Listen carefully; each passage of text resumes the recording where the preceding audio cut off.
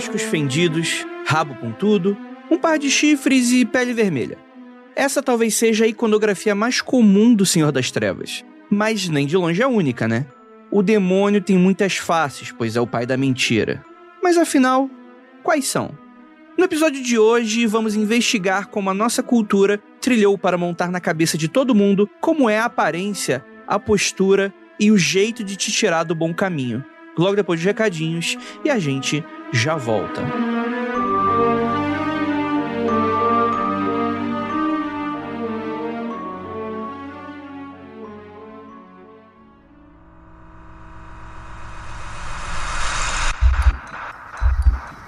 Não há nada de errado com o seu áudio. Adentramos agora através dos seus sentidos. Estamos preparando você para o que vai acontecer nos próximos minutos. Além do que conhece por tempo e espaço, o contato com algo além. Não conte para ninguém e nunca olhe para trás, pois este é Mundo Freak Confidencial.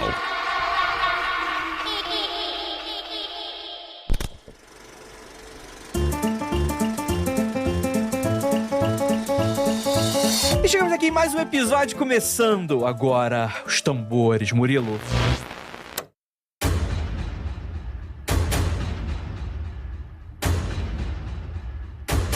Todos os recadinhos do mês do horror são especiais, então é outra trilha mais sinistra, com um pouquinho de empolgância, pra dar aquele hype pro final do mês que tá chegando o nosso especial.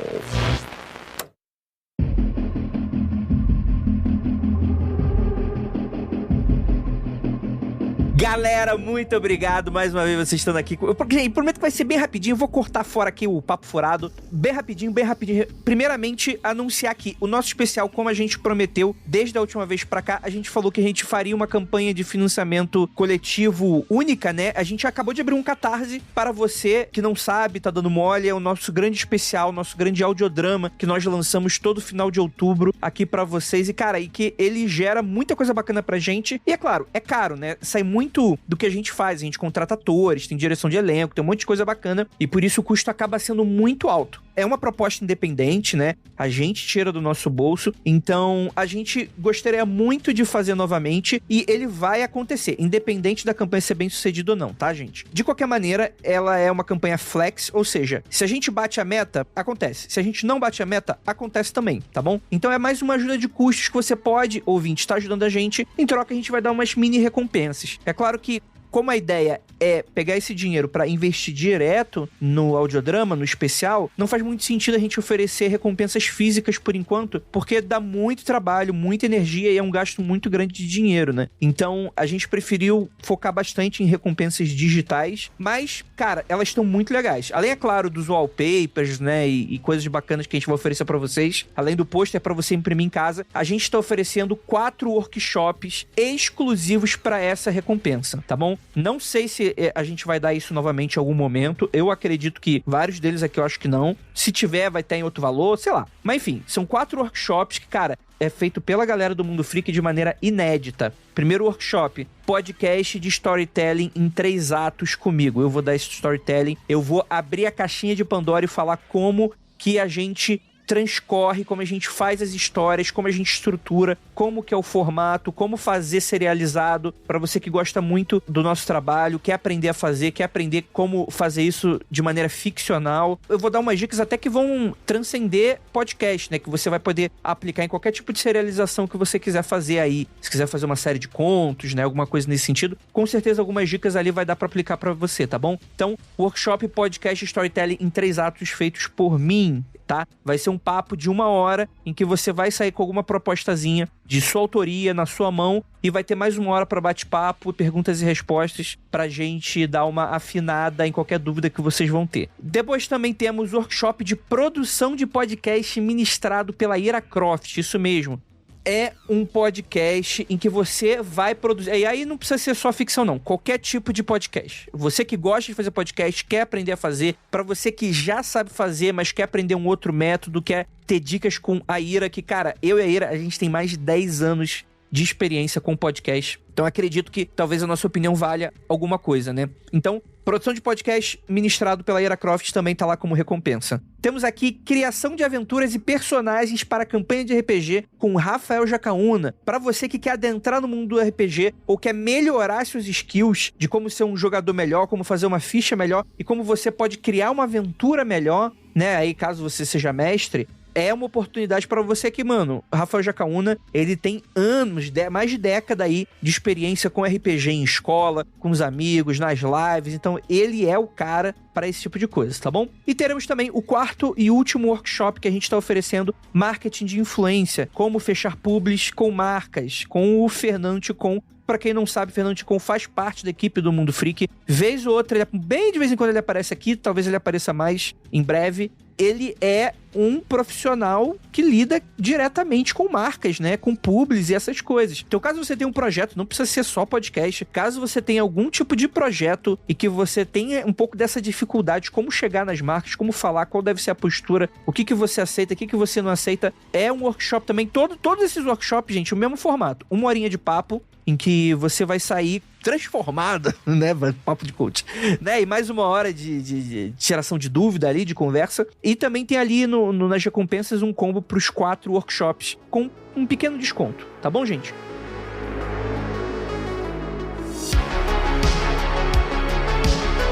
E você já sabe que no nosso podcast anterior a gente falou o que vai ser nosso audiodrama, né? Mas não faz nenhum sentido eu estar falando aqui do Catarse se eu não falar do que é que vai ser, né? Próxima Parada Inferno é a nossa próxima história especial, que vai estar disponível a partir do dia 31 de outubro. Isso mesmo, galera. Vão ser 5 episódios, um atrás do outro, diário, naquela semana, e que você vai descobrir aí, afinal de contas, os segredos de uma cidade misteriosa e talvez até de um pacto satânico. Pra quem não sabe, tá dando mole, Próxima Parada Inferno é um thriller com bastante suspense, sobrenatural aí, que conta a história de um motorista de carro por aplicativo que é levado a enfrentar os fantasmas do seu passado por meio das histórias de seus passageiros, até que ele esbarra com o caso. E aí, coloca suas questões, a sua sanidade e também o sobrenatural em jogo. E, cara, tem diabo no meio, hein? É isso aí, galera. Vamos lá, agora bem rapidinho, vamos pro anúncio de quarentena. Anúncio de quarentena.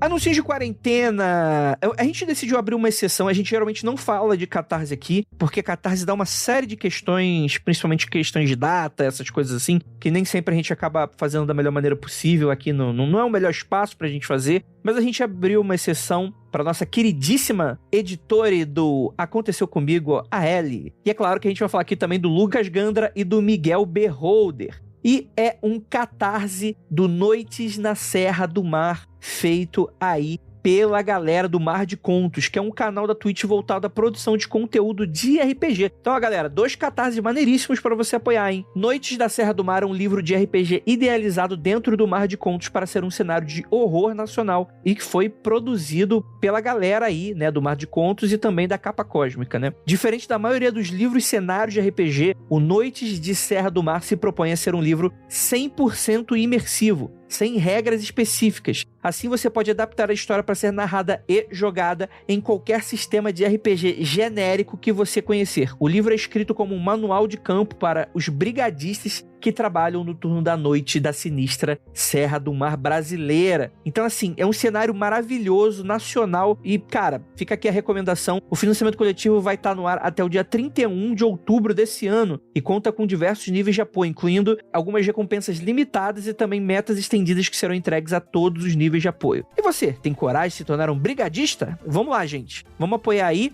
E é isso. Bora para mais um episódio? Vamos falar sobre Satanás. E eu prometo, gente, cara, eu prometo que não tem nenhuma relação no episódio de hoje. Tá rolando um bafafá no Twitter aí relacionado ao ocultismo, maçonaria, um monte de coisa. Tem nada a ver, isso não foi planejado. Mas é aquelas coincidências, sincronicidade que o pessoal chama, né? Então é isso aí. Vamos falar mais de Satã agora.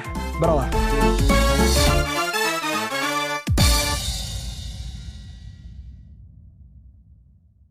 I'm Mo Rocca, and I'm excited to announce Season 4 of my podcast, Mobituaries. I've got a whole new bunch of stories to share with you about the most fascinating people and things who are no longer with us. From famous figures who died on the very same day, to the things I wish would die, like buffets. All that and much more. Listen to Mobituaries with Mo Rocca wherever you get your podcasts.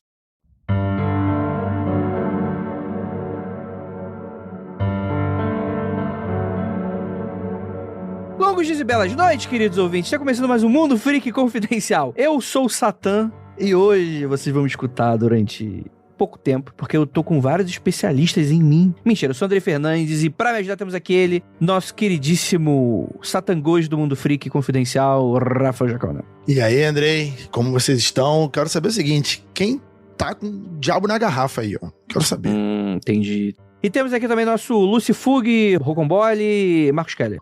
Cruz sacra sit mihi lux, non draco sit mihi dux, vade retro satana, nunquam suade mihi vana, sunt mala quae libas, ipse venena bibas. É isso aí, sai Satanás. Ele abriu, ele leu o livro dos mortos e agora estamos todos condenados. Exorcizou a internet da casa dele. E temos aqui também nossa queridíssima especialista no cramunhão, Gabi Laroca. Eu só tenho uma coisa a dizer. Jesus humilha Satanás. E é só isso que eu tenho a dizer. Projeto 2023 de Gabi crente. É isso aí que estamos vendo aí. Meu próximo projeto de pesquisa vai ser isso. E temos aqui também o Satã do meu coração, Ira Croft. Furei minha licença médica só pra estar aqui nesse programa invocando o Satã, invocando o diabo pra ter aí, né? Como diz o Rafael, é o demônio, vamos chamar o demônio hoje. E temos uma convidada incrível mais uma vez aqui no Mundo Freak Confidencial, nossa queridíssima Inês Barreto, que não é o diabo, mas vai me explicar o que é o diabo. E aí, gente, boa noite, boa tarde, bom dia. E hoje vamos ver que o diabo não é tão feio quando as pessoas pintam ele, tadinho. Tem uma pergunta, a Inês ainda é convidada? Porque só eu, que tô na geladeira de tempos em tempos, junto com o Rafael Jacaúno, já gravei com ela umas 2, 3 vezes já. Eu nunca tinha gravado com a Inês, não. Primeira vez, entendeu? Então... É que o Jacona não sai da geladeira faz uns 10 anos, entendeu? Por isso, assim, não dá. É, e agora que eu sou habituê, você ainda não grava comigo. Eu que sou convidado hoje. Rafael está em outro inferno, em Jotunheim, está lá preso no gelo. Tá difícil pra sair, né, Rafa? E o carcereiro é o Andrei. É, e as árvores somos nós, né? E os jet skis são como as motos. É, rapaz, banhistas como pessoas. Gente, vamos falar do homem aqui, né? Porque o diabo, ele já foi alvo de temas do Mundo Freak Confidencial algumas vezes, né? Mas a gente sempre volta a ele pra falar um pouco da parte histórica, né? A gente acaba falando um pouquinho de cultura pop, apesar desse não ser exatamente o momento que a gente vai falar e tal. E aí a questão é que, como muitas facetas, um ser complexo como é interessante a gente falar e retratar Satã, afinal de contas, o que as pessoas acreditam que Satã é, né? Como ele é visto, como ele é revelado, né? Como ele se apresenta. Porque como ele nasceu historicamente, é algo que é bacana, é muito legal e tal. A gente percebe que realmente é uma construção cultural de povos antigos que foram se reunindo e foi adquirindo e assimilando culturas e tudo. Enfim, o diabo é aquele negócio que é igual o árvore de Natal, né? Você vai colocando ali a bolinha e cada hora ele tá com uma forma diferente. Mas, afinal de contas, como ele é visto pelas pessoas? Então, Gabi Laroca, explica pra mim, o que é o mal? Nossa, você quer que eu te explique o que é o mal? Desculpa, é um meme muito antigo do Mundo Freak. Quer me fuder, me beija, né? Já diria isso. Isso deve ser mal o suficiente, hein? Uma boa descrição. Tá, mas vamos lá. Quando a gente tá falando de Satã, a gente tem que começar pela Bíblia, né, Gabi? Quero separar aqui. Já quero separar. Já quer separar. Porque assim, nós podemos ter 2 tipos de abordagem aqui. Uma abordagem histórica, que é da construção e pá, como é que surge, e uma abordagem religiosa. Uma delas fala de Deus criando, a outra fala de a gente fazendo surgir. E aí, qual das duas que a gente vai pegar? As duas? Ô, Kelly, calma aí. Agora eu já vou intervir que me convidaram pra gravar um programa sobre o demônio folclórico. Não. Vamos brigar? Não, pelo amor de Deus. Me convidaram pra falar do Satã folclórico. Na folclore não tem nada a ver com a Bíblia. E nem necessariamente com a história. É como as pessoas por aí pintam ele, entendeu? Então me convidaram pro programa errado. Deixa eu dar, então, o porquê que eu tô puxando isso dessa maneira e tal. Antes eu preciso dizer que o Rafael me convenceu, porque ele tem superpoder comigo, né? Já falei, vocês estão ligados. Vamos lá. Já falei, né, que o Keller não deve ter prestado atenção na minha introdução. A gente já falou do Jesus histórico, mas a questão é muito simples aqui, Keller. O diabo da Bíblia, é por isso que a gente precisa fazer essa diferenciação. Ele é muito diferente do diabo que as pessoas pregam, né? Então, por exemplo, lá, daquela história lá, é do Jó, né? Você tem lá, chega a caravana dos anjos, né, de Deus, etc e tal, e aí tem algo que sugere um ser que é o antagonista, né? Não aquele site meio bizarro de notícias esquisitas. mas é o opositor, né? É aquele cara que se opõe e que... Tem muitas dessas coisas, né? Você pega pequenas passagens bíblicas pra justificar historicamente que não sempre existiu um diabo e tal. Mas aquele diabo ali é muito light. Ele podia ser um anjo, inclusive, que tava ali questionando e falar, pô, tu é bombozão mesmo? E aí, será que tu vai fazer a parada? Mas ele é muito diferente do diabo como ele é visto, sei lá, por exemplo, quando você vai pensar no diabo medieval, com chifre, cauda, né? Com todo aquele corpo bestial, com vários animais, etc e tal. Malhado. Malhado, gostoso, Esse aí é no Renascimento, é outro. Esse é o Black Phillip da bruxa, tá? Quando ele vira o homem lá no filme, daí ele fica o diabão gostosão. Inês, por favor, me salva aí. Esses caras não estão querendo trabalhar hoje, não. Me salva aí, por favor. O diabo, quando ele aparece na Bíblia, ele ainda traz muito da tradição hebraica, né? Que não tem essa ideia do grande inimigo que tá o tempo todo espreitando pelas portas para acabar com os cristãos, né? A concepção é diferente. E na Bíblia ele ainda tá como um enviado de Deus, né? Ele não aparece na história do Jó como um anjo caído e tal. Ele tá lá porque Deus mandou. E acho que talvez ele se aproxima mais do que a galera, do que o povo pensa do diabo, do que o diabo bestial da Idade Média e o diabo saradão do Renascimento, que já é esse diabo malvadão, né? Já é o que tá ali espreitando pra cooptar todas as almas pro reino do inferno, né? E diferente, assim, dos anjos, né, que na Bíblia ele tá descrito de uma forma e depois as pessoas entendem como outra forma, o diabo ele não tem essa descrição física, né, como as pessoas esperam. Tanto o vermelhão quanto uma outra pessoa, assim, uma forma de pessoa, né? Eu acho que quando a gente pensa no diabo enquanto uma figura histórica, né, enquanto um personagem histórico, né, não entrando no lado da teologia, porque daí, como o Keller falou, é uma outra análise, né, mas como a gente tá pensando nele aqui enquanto um fenômeno histórico, até porque pra história ele é um fenômeno, enquanto pra religião ele é um dado concreto, né, então a gente tem essa diferença, ele é muito mais proveitoso a gente falar em diabos, né, porque a gente não tem essa única figura, porque ele vai sendo construído ao longo do tempo. Eu acho que é um grande equívoco quando a gente fala de diabo, achar que quando a gente abre a Bíblia, a primeira coisa, a gente já tem esse diabo que hoje a gente conhece, né? Na verdade, tem um historiador que eu gosto bastante, ele usa uma analogia dizendo que o diabo ele é como se fosse um naufrágio, e daí o cristianismo vai pegando várias coisas desse naufrágio para construir o seu diabo, entendeu? Então a gente tem uma sistematização até desse personagem, das suas atitudes, das suas esferas, que vai reunindo outros personagens até criar isso. E ele muda muito, né? O diabo da Idade Média é um, o diabo do Renascimento é outro, o diabo de hoje em dia é outro. Então, assim, é muito legal pensar em talvez diabo no plural, né? Diabos. Legião. É porque quando vai falar sobre diabo, sobre demônio, tem essa diferença. Tem o Satã, o diabo, o demônio, que quando a galera fala na letra maiúscula, digamos assim, tá falando de repente do próprio Lúcifer, do chefe, do patrão, do dono da porra toda. E tem os demônios, os diabos, né, que aí pode ser um servo aleatório, se você acreditar em hierarquias, aí tem os duques, os que servem, né, tem o e tem os, né, tem essa diferenciação também. Não tem o.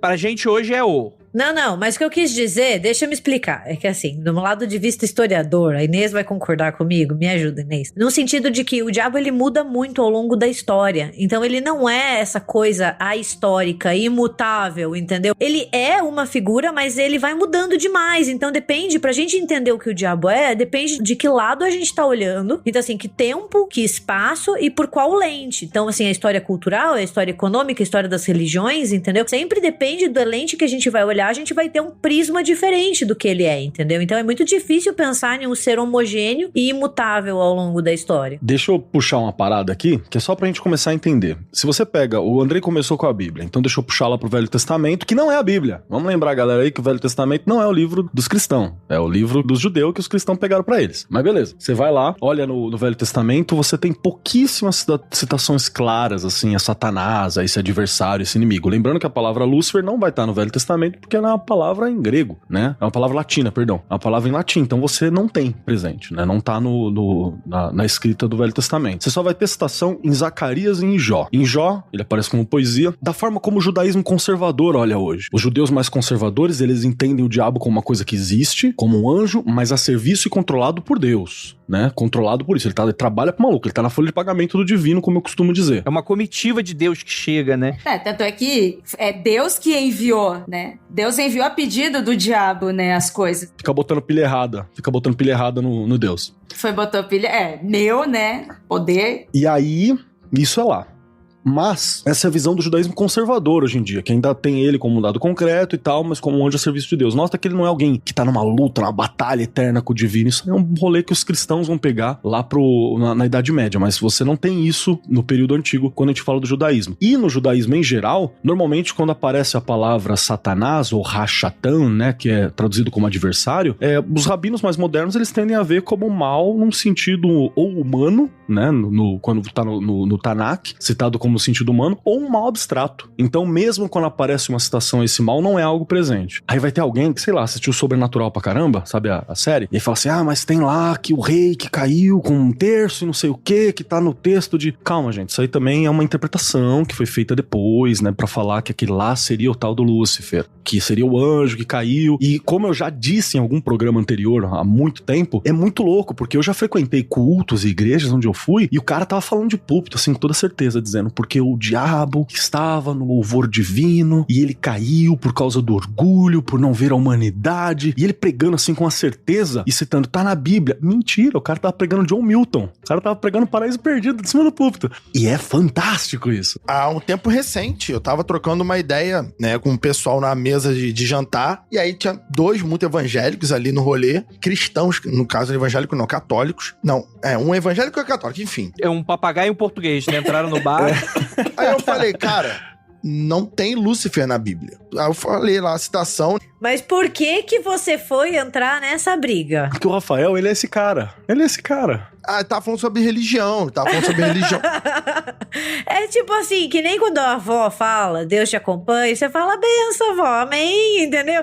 E você segue, você não vai entrar aí. Não, a discussão era uma discussão que não tinha necessariamente a ver, era sobre preconceito da sociedade e tal. A galera era jovem, eu era um velho da mesa. Aí o pessoal, não, Rafael grava sobre isso e podcast, ele entende pra caralho de demônio. Fala aí. Aí mexeram comigo. Chama o Rafael. É o demônio, chama o Rafael. Aí eu falei, cara, nem tem na Bíblia isso aí que vocês estão falando. O cara, claro que tem. Eu vou na igreja desde criança, que não sei o que. O maluco tem uns 25 anos, é advogado, né, tal, né, terminando o curso de Direito. Não, tem na Bíblia assim. Eu falei, não tem. Pode procurar. Ele pegou o celular, ficou procurando 20 minutos. Aí tem uma hora que, do nada, ele parou a conversa, trocou a conversa, comeu. Porque ele para, realmente não tem não, né? Eu tô chocado. Eu acreditei nisso a minha vida inteira. Eu falei, cara... Porque ele acreditou em Paraíso Perdido do John Milton. Foi nisso aí que ele acreditou. Paradise Lost. O cara caiu, sabe? Aí soma muito com os livros do Novo Testamento, quando Paulo, ele começa a passear pelas cidades e a falar sobre Cristo, e aí ao mesmo tempo que eles falam de Cristo com amor e tal, eles levantam também essa ideia do diabo como opositor. Então se fala muito de o amor de Cristo e, se existe o amor de Cristo, qual que é o opositor? Aí vem o diabo. Não está descrito ali que existe o diabo, mas existe aquela luta. No Segundo Testamento começa a luta contra o mal, né? A luta contra as potestades, contra o diabo, e aí ele começa a aparecer. Uma representação que eu acho muito interessante, assim, visual desse diabo que a gente tá falando, principalmente quando a Inês começou a falar, eu já me lembrei, foi o diabo interpretado pela Rosalinda Seletano, lá em Paixão de Cristo, em que ela aparece só um pouquinho, e ela aparece como uma pessoa da multidão. Né, uma pessoa que tá ali vestida na época, ela tá segurando um bebê e aí, tipo, é um anão no colo pra representar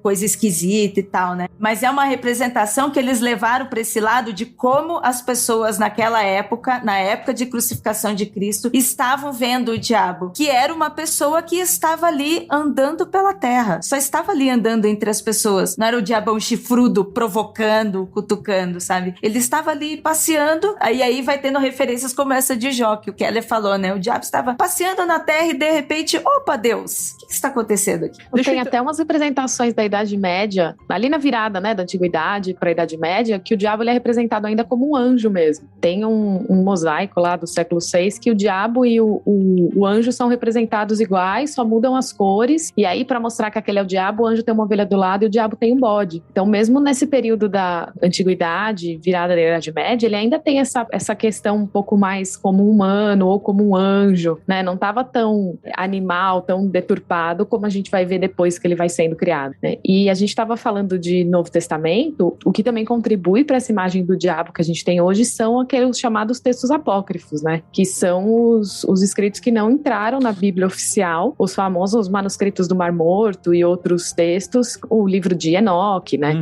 Que não entraram na Bíblia oficial, mas que lá tem já um protótipo aí dessas construções desse diabo do mal, de como evocar esses espíritos que vão desenvolver na Idade Média, né?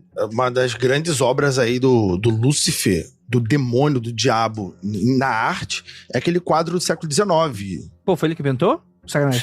É, o Anjo Caído, né, do Alexandre Cabedal, se eu não me engano. Eu tô olhando aqui a internet, espero que eu tenha achado o lugar certo. Que é aquele que ele tá chorando, sabe? Aquele que ele tá com a mão no rosto, assim, com aquele olhar impressionante. Que é John Milton também, mas tudo bem.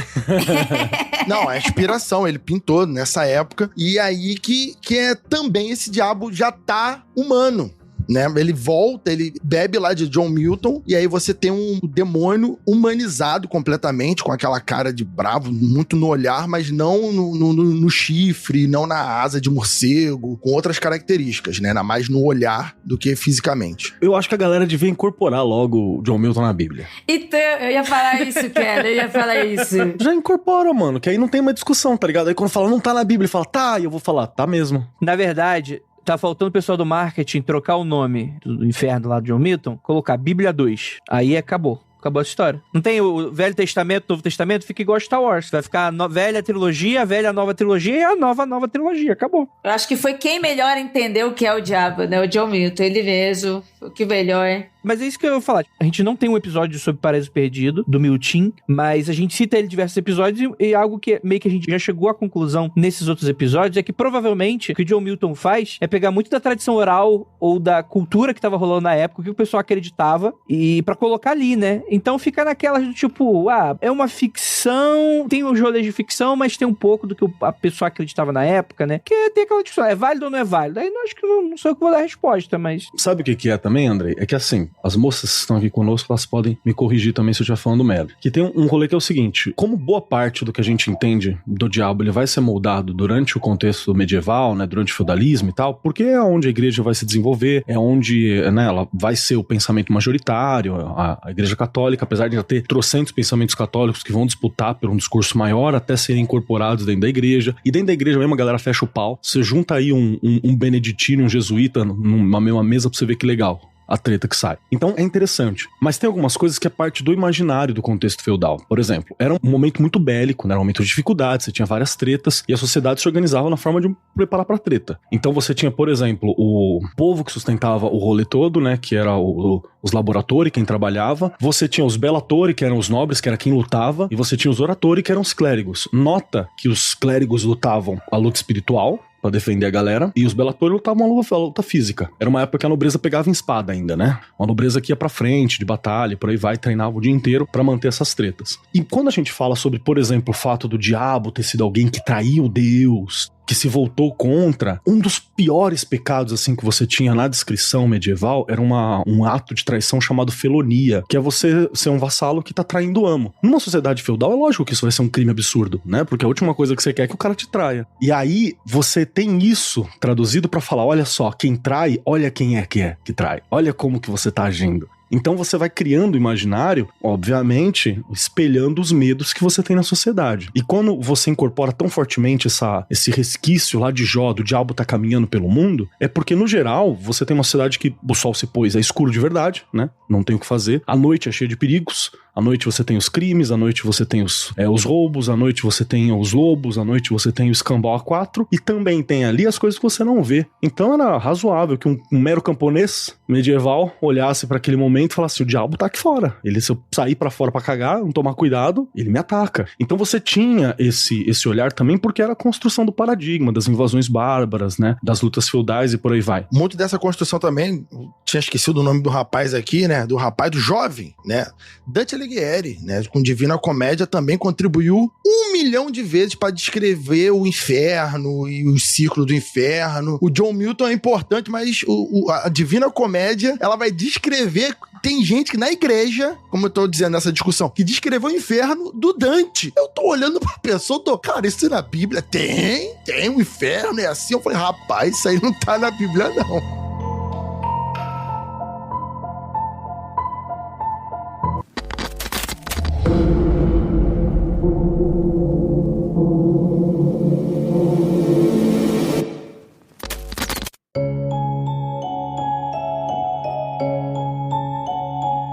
Posso então fazer um combinado aqui com vocês? Vamos esquecer um pouco o Jesus histórico. Vamos combinar que muito do que a gente tem na cabeça do diabo, pelo menos algumas das facetas mais famosas deles, que aí eu acho que é interessante, vai ser então a Idade Média, que vai começar a construir essa ideia. Tô certo? Tô errado? O que vocês acham? Porque você tem um pouco dessa figura que é bestial. E mesmo quando Jesus, olha aí, o diabo, Jesus também conhecido como Lúcifer também, na Estrela da Manhã.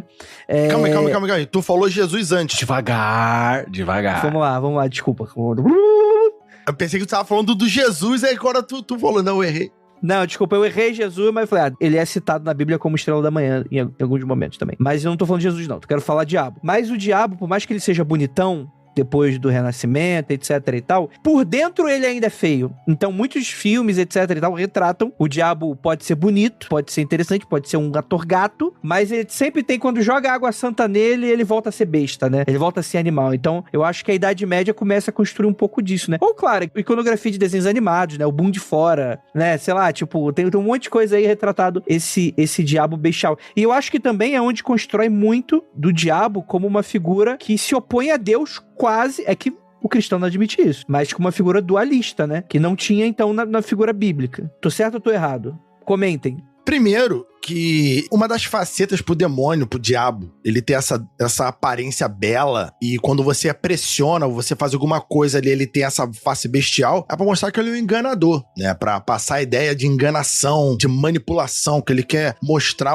sabe aquela piada da propaganda política do inferno? Então, quer te falar de uma coisa quando na verdade ele é outra coisa, né? Então tem essa profundidade também dessa ideia de ludibriar os incautos. Então você não pode acreditar só na carinha bonita. Isso aí contamina uma série de leituras, tanto que muitas as bruxas e bruxos e tal, isso implica com uma quantidade muito grande depois de, não, é bonito, é porque tem problema. Então vai ter uma série de problemas sobre aparência e beleza. E essa ilusão que o demônio vai dar para as pessoas, que vai começar a ser pintado como belo, isso vai escalar principalmente na arte. Como eu tava falando aqui, esse quadro de 1869, sei lá, ele é bonito, ele é aquele do John Milton, aquelas características belas, e isso não amedronta, né? As pessoas parecem que não temem essa bela aparência, então esse demônio, ele vai criando forma e ele começa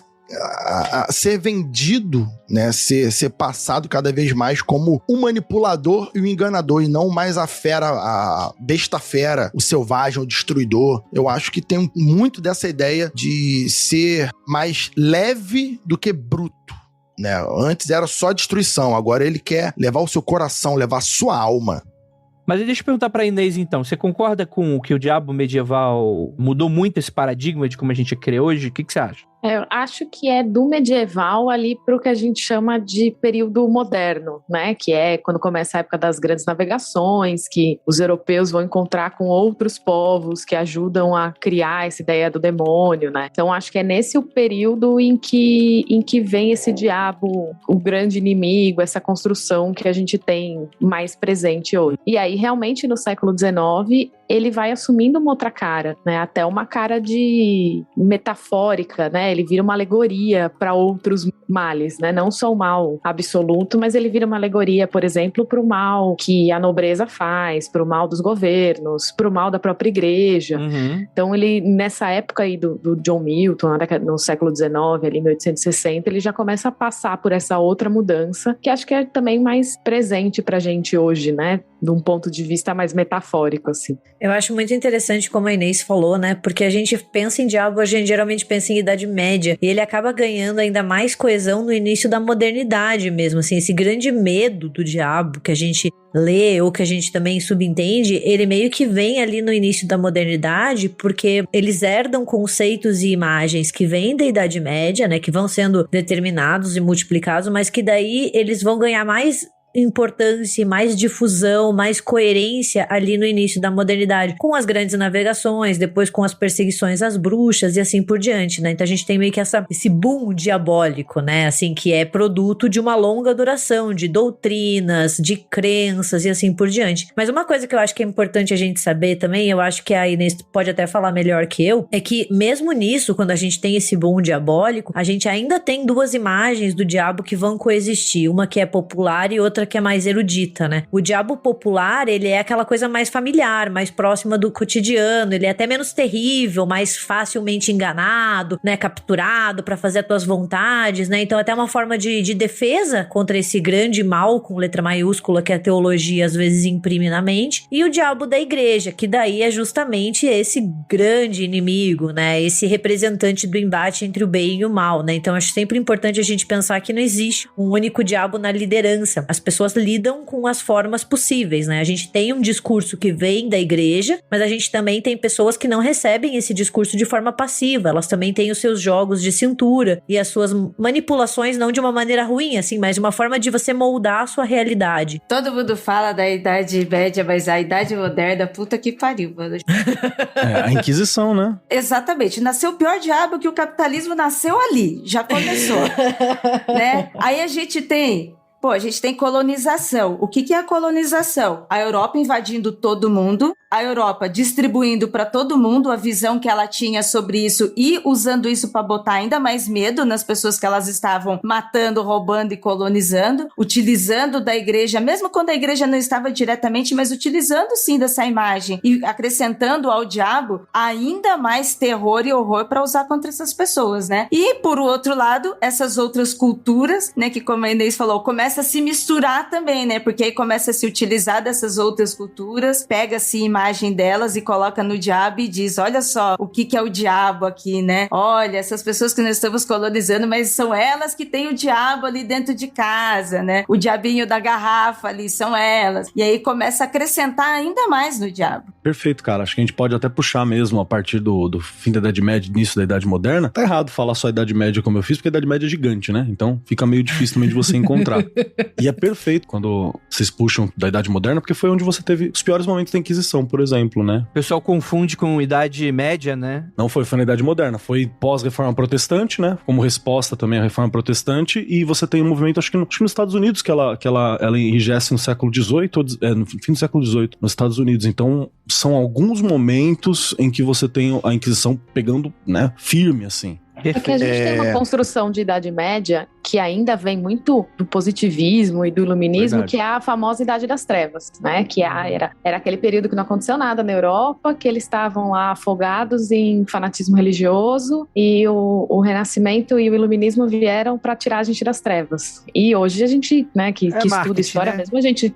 mesmo a gente não sendo medievalista, a gente sabe que não é essa Idade das Trevas, né? Que nesse ponto, o que a gente chama de Idade Moderna foi muito mais cruel e muito mais opressivo do que foi a Idade Média, né? Se a gente for pensar especificamente no catolicismo, na religião, até por todo o processo que a Europa passou, foi muito mais opressivo do que o... Não só dentro da própria Europa, como fora também com as outras culturas, né?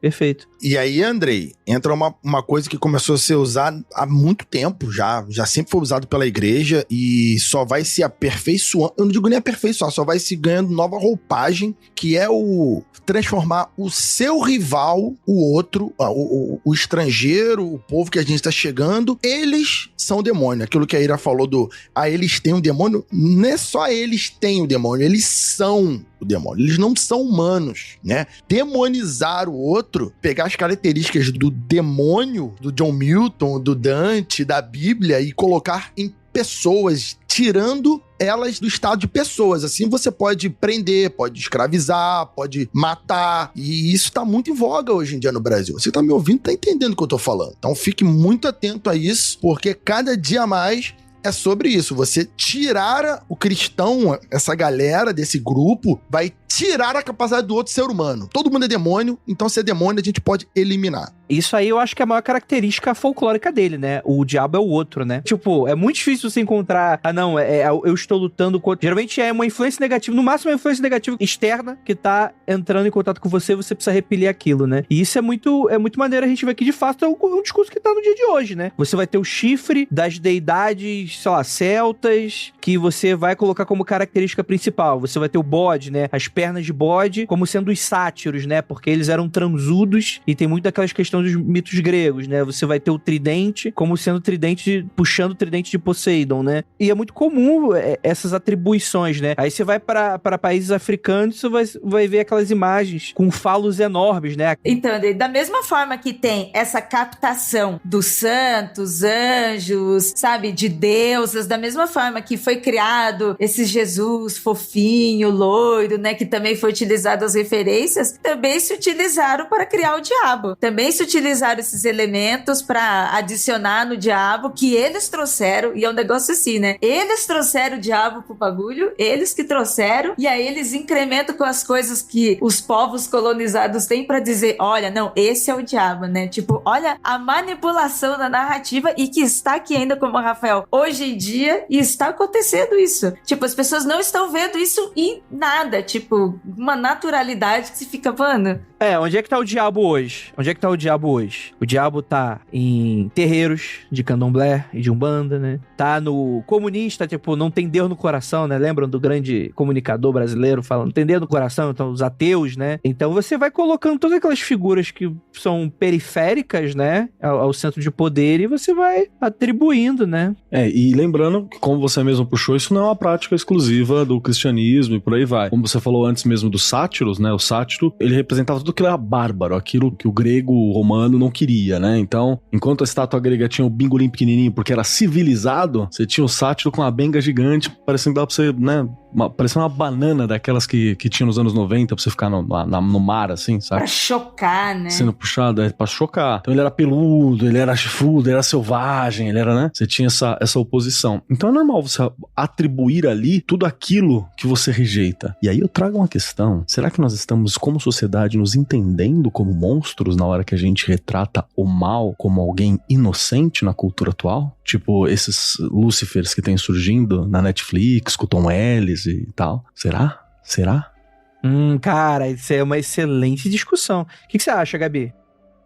Não, ela não acho. Não concordo. Achei uma opinião merda.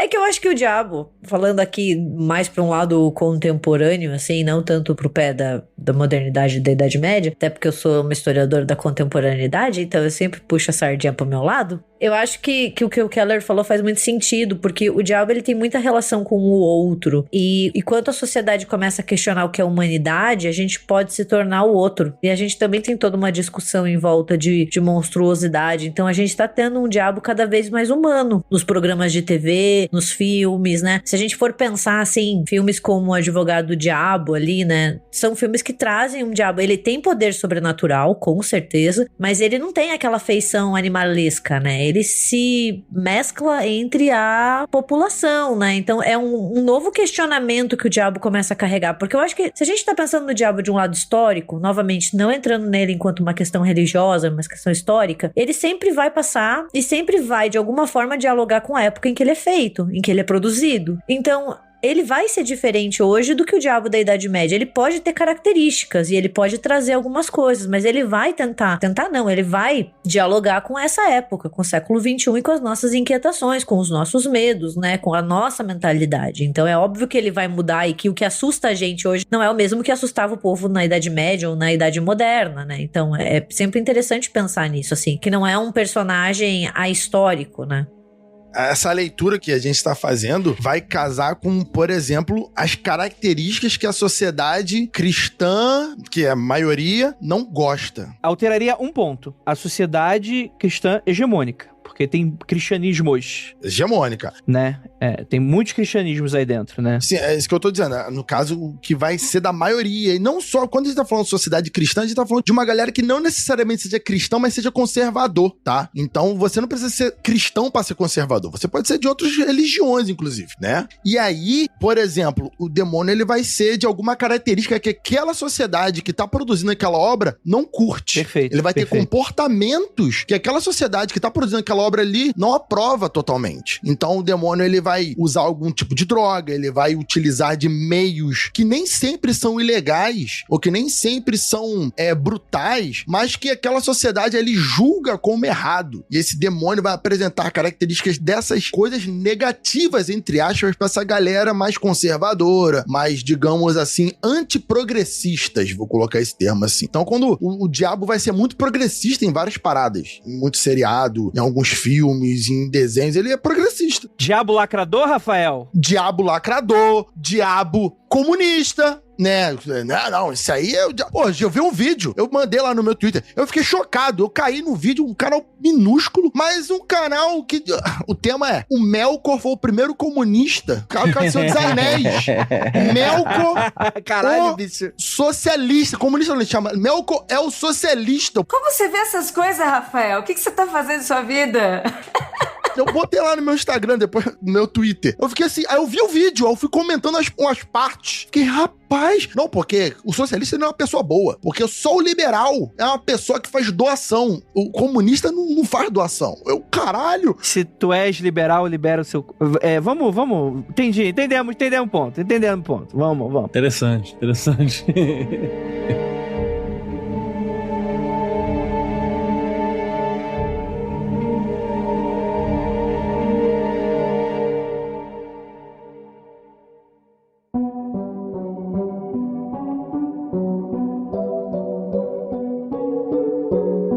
Quero escutar a Inês falar, porque ela é especialista em diabo aqui. Eu quero escutar ela falando. Não quero escutar o Andrei. Chiu, Andrei. Não quero escutar você.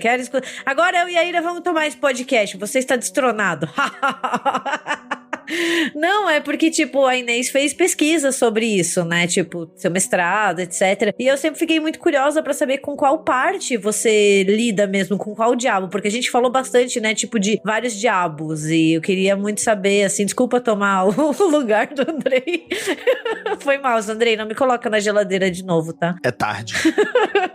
É que eu quero muito escutar a Inês, porque eu acompanho ela no Twitter. E eu acompanho os fios que ela faz no Twitter, entendeu? E daí eu ficava tipo, nossa, quero saber mais, entendeu? A minha pesquisa foi sobre o livro de São Cipriano, né? Que é, apesar de todo mundo achar que é muito antigo, na verdade ele é um livro que foi organizado, como a gente conhece, no final do século XIX. Porque eu também sou uma historiadora de contemporânea, né? De século XIX e XX. E lá tem muito essa pegada do diabo popular, né? Tem muito do livro essa tradição oral do diabo, principalmente que vem de Portugal. Porque ele é um livro português, com influências espanholas e tal, né? Ali da Península Ibérica, e que vem pra cá, nas primeiras edições, ainda meio que como uma cópia de lá. Então traz, por exemplo, a ideia do diabinho na garrafa, tem lá no São Cipriano, que ou numa garrafa ou numa caixa de prata, que você consegue chocar um diabinho que vai te ajudar. Tem algumas formas de fazer alguns pactos, mas é sempre com esse tipo de diabo, né? É um diabo que não é o grande senhor lá do inferno, é tipo um espírito familiar que vai quebrar um galho pra você, só que diferente de um santo, por exemplo, que você faz lá uma promessa, uma oração, com o diabo você tem que dar um sangue, matar um galo, é sempre mais ou menos nessa linha. E o São Cipriano, que é famoso porque tem um pacto, né? Antes de ser santo. Eu trouxe a fórmula de botar o diabo na garrafa aqui, ó. Procurei na internet, achei na internet. Se o Andrei permitir, no final eu leio. Tu sabe, né? Poderia falar depois a fórmula, pô. A gente compara com uma receita que eu tenho de cabeça de chocar um diabinho com ovo. Você pode chocar um diabo no ovo? Nossa, eu vou tentar isso em casa. Vou fazer, gente. Você tem que achar um ovo de uma galinha preta com um galo preto. Se eu nunca mais voltar aqui, vocês sabem que deu ruim eu chocar um diabo. Ou deu certo, né? Tá em Acapulco com o dinheiro. Essa fórmula é engraçada, que tem fórmula que diz que o galo que tem que botar o ovo. Aí fica um pouco complicado, né? Outros dizem que você tem que roubar um ovo. É um ritual muito complexo, é um ritual trabalhoso. Tem que roubar. Todo ovo é roubado, Rafael. Durmam com essa. Todo ovo é roubado. Todo mel também é roubado. Já diz aquele filme B-Movie. Tá bom, é Meu Revolução Socialista das Abelhas de Melkor, né? É o famoso filme. A fuga da galinha também tem pra isso. E toda abelha poliniza uma flor quando ela é gozada pela outra. Pode prosseguir. Ai, meu Deus, Inês, me desculpe, Inês, que vergonha. O André e a Ira ficam tipo pai e mãe pedindo desculpa quando os filhos estão fazendo merda, tá ligado? Ah, desculpa, as crianças falando besteira. Desculpa, eles não são assim. Inês, você não me respondeu se você coloca especialista em diabo no seu currículo, mas tem que estar logo embaixo. Inês Barreto, especialista em diabo. Não, mas eu já pensei em colocar mestre em São Cipriano. Perfeito.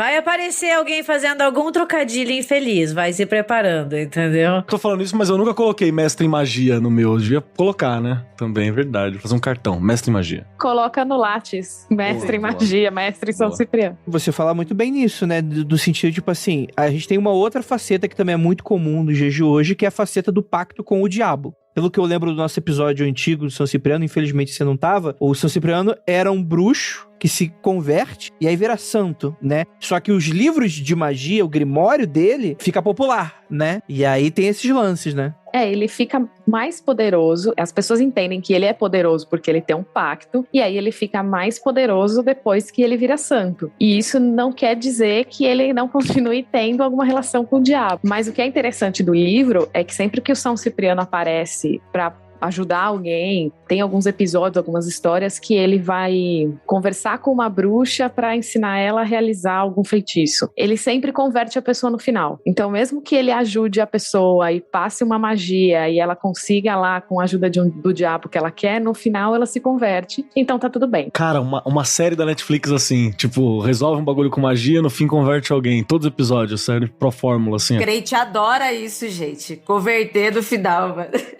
Porque a história do São Cipriano, apesar da gente ter muito essa ideia do diabo, ela é filha de uma tradição medieval que é a exempla, né? São as histórias dos santos que fazem alguma merda durante a vida, que se convertem e que viram um exemplo para cristianizar outras pessoas. Então é muito comum esse gênero da Idade Média, né? Tem várias histórias dessa de exemplos de cristianização, e ele é meio que um filho direto disso, tipo, que tanto que assim, na minha análise, o livro de São Cipriano é muito mais um livro para se evangelizar do que um livro para fazer pacto mesmo.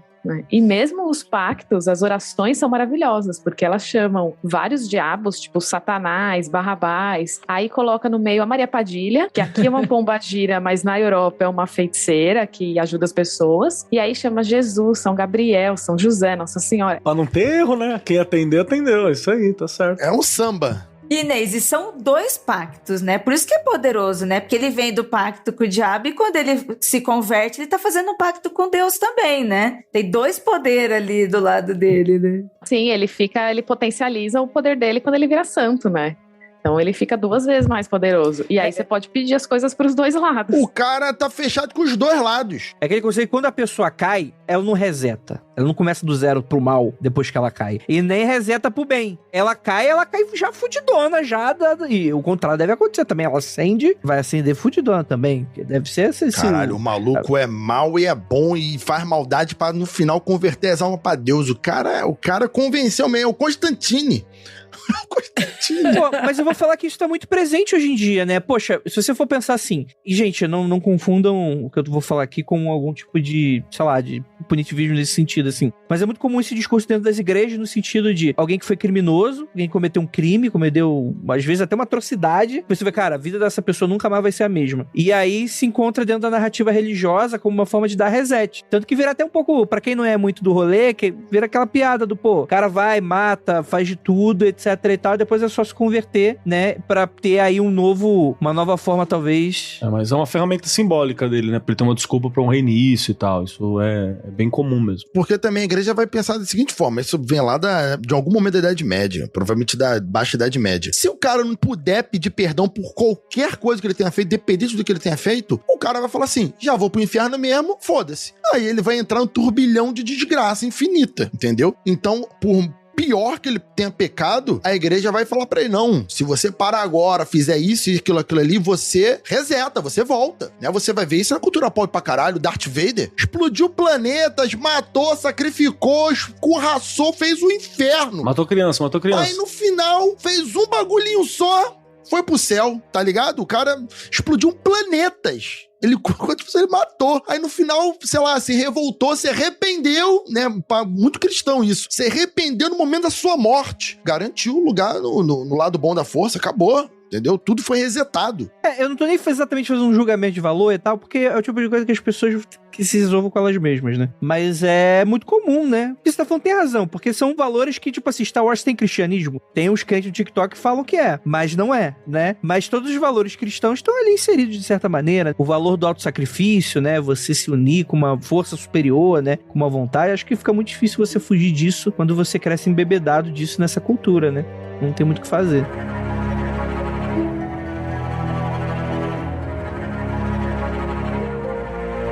Gabi, você também é uma pessoa que estuda capeta e você tá fugindo da raia. Eu não estudo capeta. Ei, peraí. Eu sou uma pessoa agora que eu encontrei Jesus humilha Satanás, não estudo mais essas coisas. Tá bom. Na verdade, eu estudei no meu doutorado, né? Porque o meu mestrado foi idade contemporânea mesmo. Estudei nos Estados Unidos, década de 70 e 80. Mas eu estudei no meu doutorado uma coisa que um pouco conversa com o que a gente estava falando. Não entrando no quesito de bruxas, eu analisei como filmes de horror da década de 60 acabavam dialogando com uma tradição do que eu chamei de mal feminino, que é uma tradição ali do início da modernidade, né? Então, como essas coisas, elas não morrem no passado, né? A gente não tem essa evolução, assim, né? Como a gente às vezes gosta de pensar, e que muitos fragmentos dessa tradição chegam no cinema, e eu acho que com o diabo isso é muito real também, com o diabo e inúmeras outras figuras aqui, né, a gente já tá falando do diabo porque ele é o exemplo desse episódio, mas é muito comum, assim, a gente não tem esse passado selado, fechado, que acabou, que sabe, que a gente superou, pelo contrário, as coisas estão aqui ainda, estão nos nossos produtos culturais, estão nas coisas que a gente consome, estão na nossa mentalidade, essa coisa do bem e do mal, ela é muito presente na nossa sociedade, sabe, e vai permanecer por muito tempo. A gente tava muito discutindo na semana passada, até a Inês fez um tweet sobre pânico satânico, né, que tava todo mundo conversando. Cara,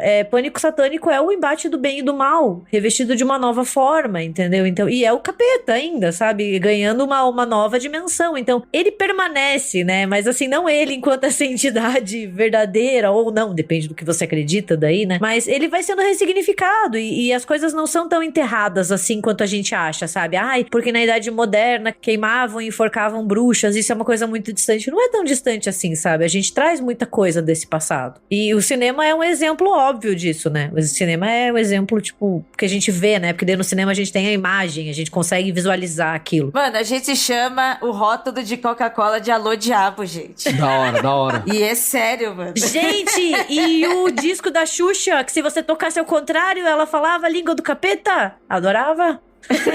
Que era material de pacto, né? Porque aí tem a questão. Uma grande empresa satanista, uma grande artista brasileira fez um pacto com o diabo, né? E aí você talvez explique um pouco dessa questão do sucesso financeiro como sendo um aliado do cramunhão. Então... Tem umas coisas do diabo popular também que é muito legal, assim. Tem esses pactos absurdos que você fala do pacto da empresa, né? Da artista. E até eu lembro que quando tadinha da Xuxa. Tadinha de mim, né? Que tô pobre. Ela tá bem.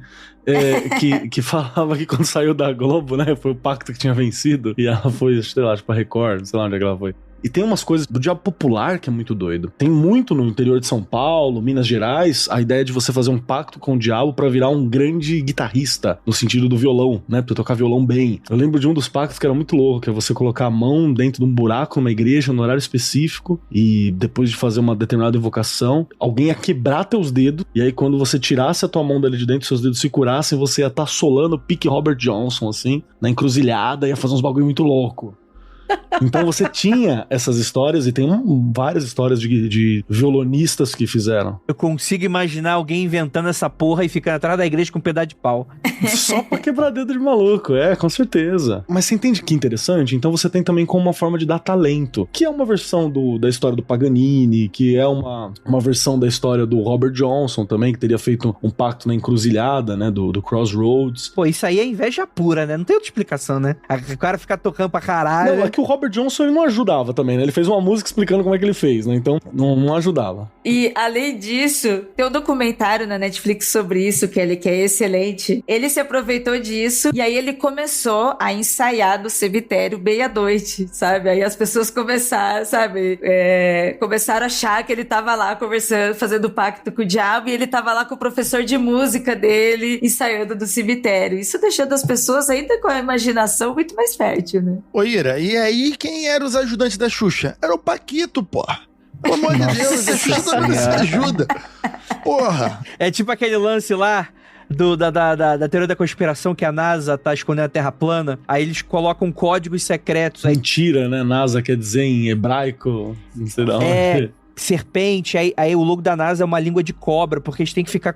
Porque o cara que tá conspirando, né, ele tem que deixar as mensagens, tipo, eu estou aqui, pros verdadeiros puros de coração conseguirem identificar, né? Então ainda tem essas coisas aí também, né? Que é outra coisa também, né? Os globalistas, os reptilianos. Cara, tudo isso é culpa de uma linha esotérica chamada parada esotérica, que fala que é uma verdade antiga e que ela se mantém.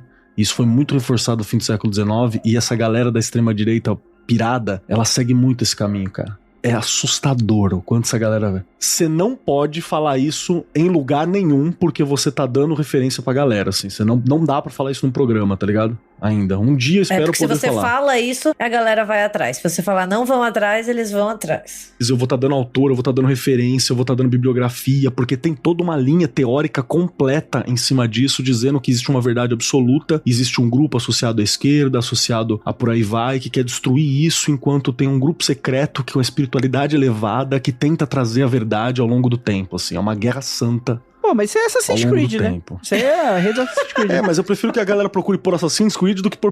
Entendeu? Um deles vai ter bibliografia completa e referência de autores pra eles, assim, que é um problema fudido. Entendi. Murilo, coloca todo esse trecho, só que só bipa a palavra, aí vai deixar a galera procurar o que eles quiserem, né? Caraca, tá, não sei que sabe. Só de maldade, só como o Satã diria pra fazer.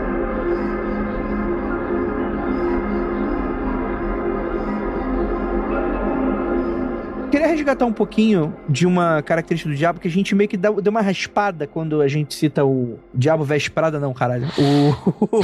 O advogado diabo. Porque o diabo, além de tudo, ele é fashion, tá? Claro, óbvio. Além de tudo, ele é fashion. Antes de eu falar isso, eu queria fazer um comentário antes sobre isso, pegando essa ponta de cinema aí. Eu estava fazendo pesquisa aqui para o meu Twitter, sabe? E aí, tipo, eu selecionei aqui, né, algumas representações que a gente tem do cinema e, assim, do cinema atual, né, pegando dos anos 80 pra cá. A gente tem dois, assim, grandes grupos mesmo, assim, de representação de diabo. O primeiro é o vermelhão, chifrudo, rabo, grandão, forte, Beelzebós. Então, você tem ali o Tenacious D, tem o L da Garota Superpoderosa, o Tim Curry em A Lenda, né? O Hellboy, o próprio Hellboy, Alto da Compadecida, assim, são que as pessoas mais lembram, né? Uma das coisas que eu percebi entre essas representações, que, tipo assim, eles são fisicamente agressivos, mas eles são cômicos, sabe? Todos eles têm uma pegada de humor, tem um drama, sabe? Todos eles são assim. E já uma outra representação de diabo, como no Constantine, Advogado Diabo, Coração Satânico, Lúcifer da série, em que você tem homens viris, inteligentes, ricos. Tem representação de mina, assim, ou tipo só Garota Infernal, tá ligado? Tem sim. Garota Infernal, isso é a única, então. Mas Garota Infernal não tem nada a ver com o diabo, gente. É Jennifer's Body, eu tô falando. Não é Jennifer's Body é com a Megan Fox, não tem nada a ver com o diabo. Na verdade, assim, me desculpa, na verdade tem, porque eles tentam fazer um ritual satânico, mas ela em si não é a personificação do diabo, entendeu? É um ritual que dá errado e porque era pra ela ser virgem e ela não é. Então o filme tira esse sarro, assim. Tá meio possuída, né? No Garota Infernal tem a temática, né, do diabo, pelo menos, mas ela não é o diabo, né, então ela não é essa representação dele, né. Mas tem o Ela o Diabo, não é? Aquele Ela é o Diabo? Então, mas não é tanto, né, quanto a gente tem da figura masculina, né? Não é com o Adam Sandler esse que vocês estão falando? É Endiabrado. Então, eu acho que ela tem essa representação mais próxima do advogado diabo, do coração satânico. Tem uma pegada de humor, mas ela é uma mulher sexy, poderosa. Que normalmente é só essa figura masculina agressiva, masculino viril ou ainda queer, né? Normalmente é esse o espaço que fica na representação moderna. Assim, eu não tava acostumado a ver uma mina, tipo, sendo, né, o cão. Ah, mas ela vai seduzir, né? Deixa eu perguntar, alguma das meninas aqui presentes na mesa, Uma das minas e eu. as mina Tirit aqui com a gente hoje, tem comichões com os diabos representados na ficção? Que pergunta é essa, cara? Olha, alguns diabos até sim, tipo a primeira temporada do Lúcifer, da Sabrina, né, antes deles Verdade. mandarem a série pra um lado que ficou um pouco estranho, né, então alguns sim. Esse diabo mais caricatão, acho que ninguém engaja muito nesse ponto, né, a não ser o tipo Dave Grohl no Tenacious D, acho que não... Que isso, Adam Sandler, lindo. Little Nick, um diabo diferente, gente. Melhor filme de diabo que existe. Então você pegava, Gabi? Então vocês pegavam, então, esse diabo. Ó, o Rafael falou desse filme aí. É o Adam Sandler imitando o Rock Balboa, cara, com a boquinha de lado, assim, falando. Cara, esse filme é maravilhoso. Esse filme é maravilhoso. Só que o outro filme que a mina é o diabo, né? Também é com a Adam Sandler. Mas esse Leronico, o diabo diferente, a mãe dele é um anjo e o pai é o demônio. Só que o pai dele não é o Lúcifer. Ele é, sei lá, neto do Lúcifer, tá ligado? Caralho. Ele é do terceiro escalão do inferno. Ele é filho, ele é neto do Lúcifer. Eu revi esses filmes esses dias, eu não tinha o que fazer. Caraca, vocês estão sabendo mesmo desse filme. Os caras têm o Deep Lord e Little Nick. Gente, eu fiz uma maratona Adam Sandler aqui em casa. É, porque o pai, o Lúcifer, ele tá aposentado. Ele já é um coroa, bonachão, aposentado. Aí o filho dele... que eu não sei como se chama ele de demônio, de diabo, que é o senhor do inferno. Aí o Little Nick, né, que é o Adam Sandler, que vai receber o cargo do pai num futuro distante.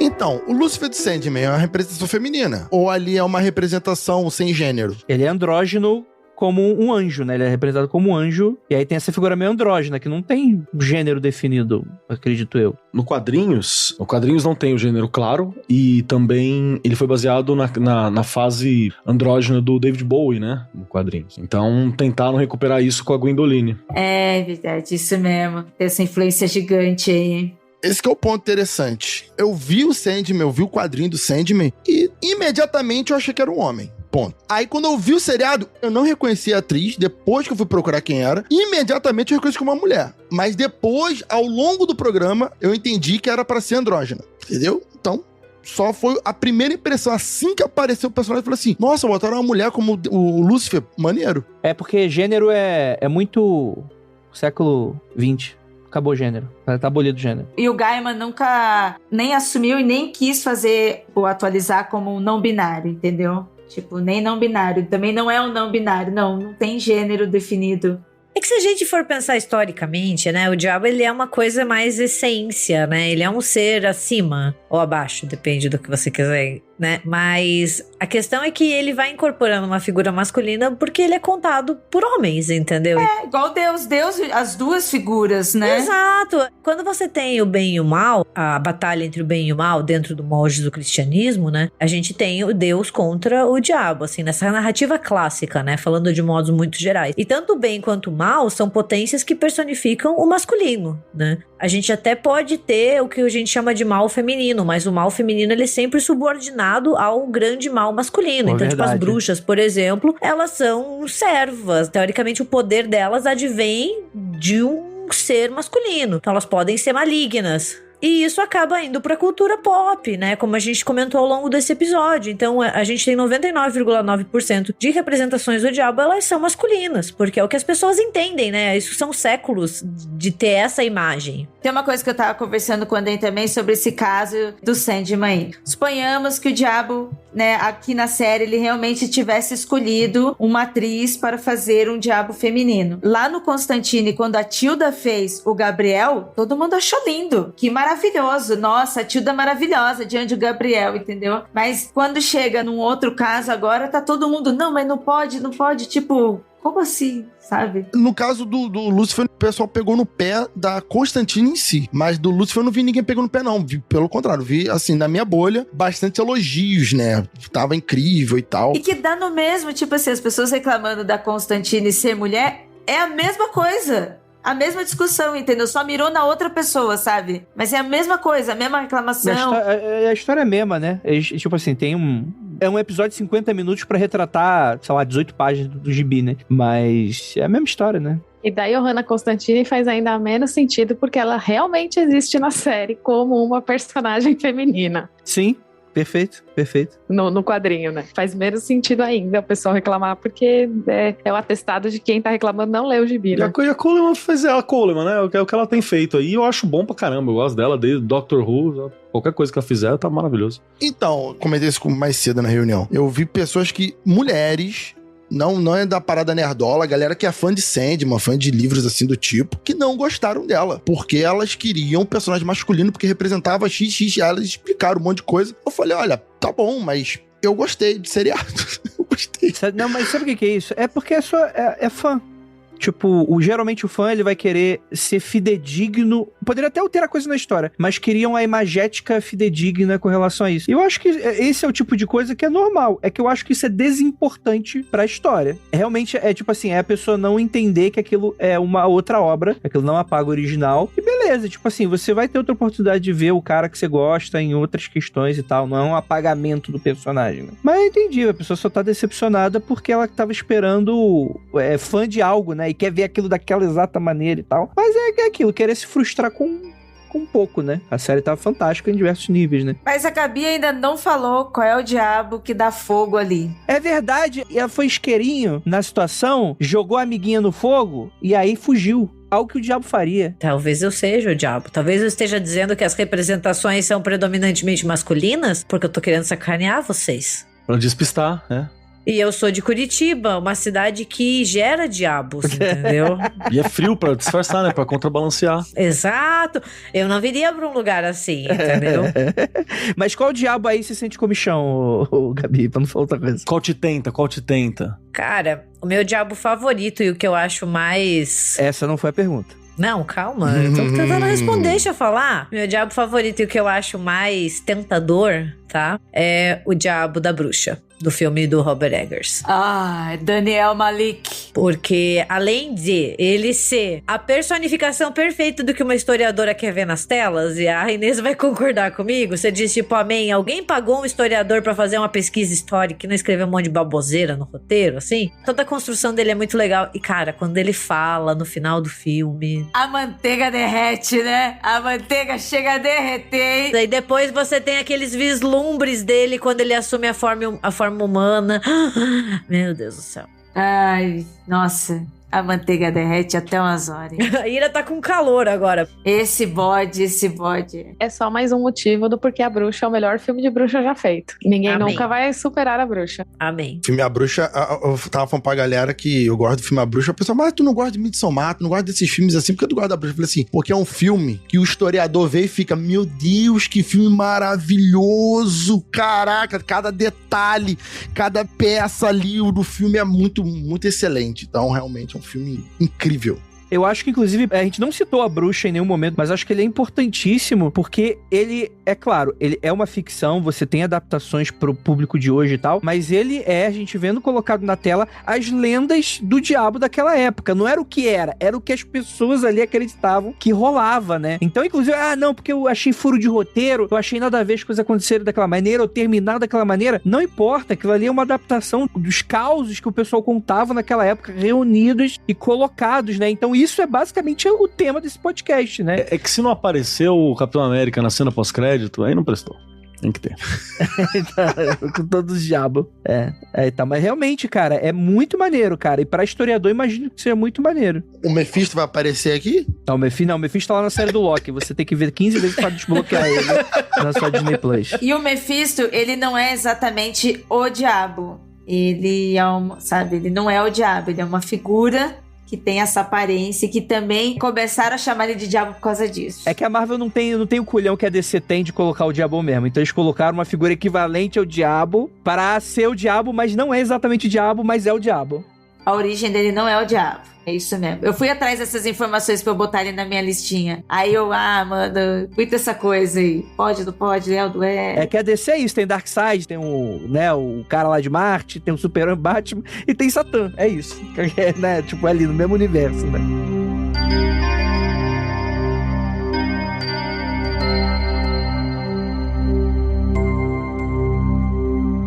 Bom, gente, muito bom, muito bom. Podemos cantar pra subir já? Acho que eu tô satisfeito. Gostei dessa imagética diabética que a gente formou aqui hoje, né? Eu quero fazer uma convocação, André. Opa, hoje lá vem. Eita, rapaz. Eu quero convocar os ouvintes que estão acompanhando a gente aqui pra dar uma conversada com a avó, com a tia, com quem estiver perto, pra puxar como que é a visão do diabo popular. E manda pra gente, manda pro e-mail, manda no subject lá, capeta. Manda pra gente pra dar uma olhada. E aí, eu acho que a gente devia sentar aqui de novo e conversar pra ver como que é visto o diabo ao longo do Brasil.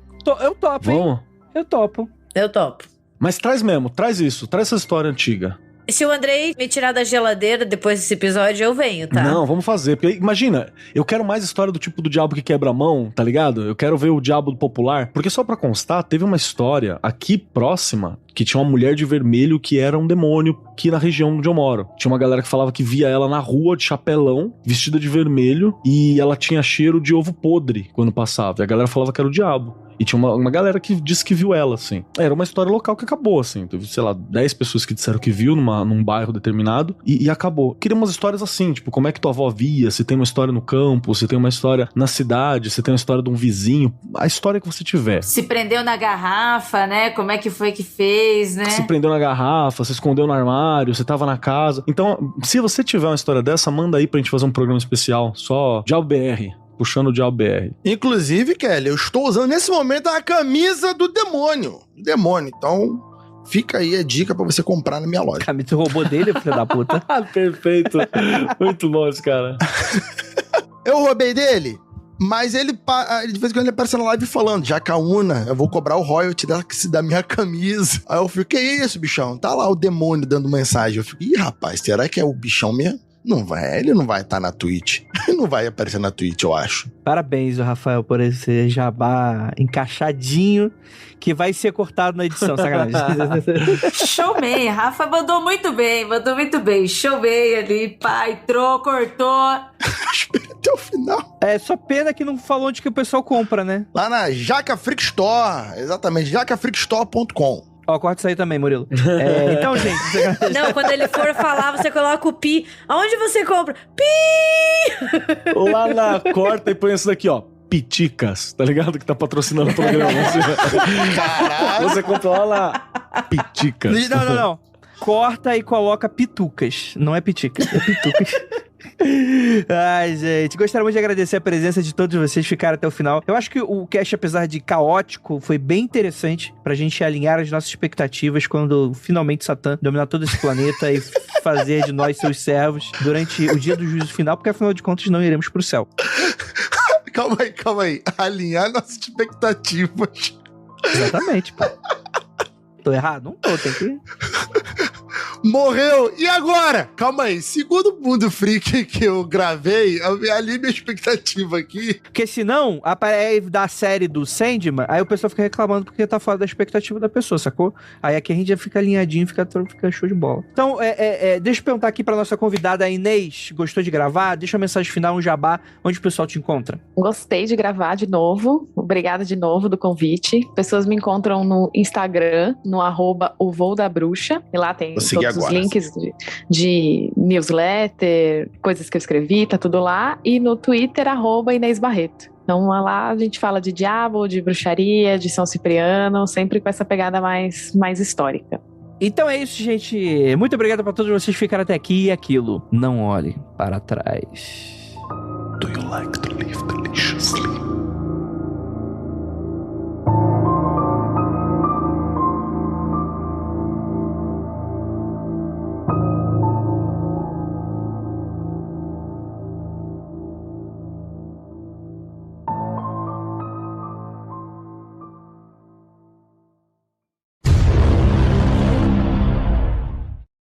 Pena que não falou onde que o pessoal compra, né? Lá na... Pitucas. Exatamente. Piticas. .com.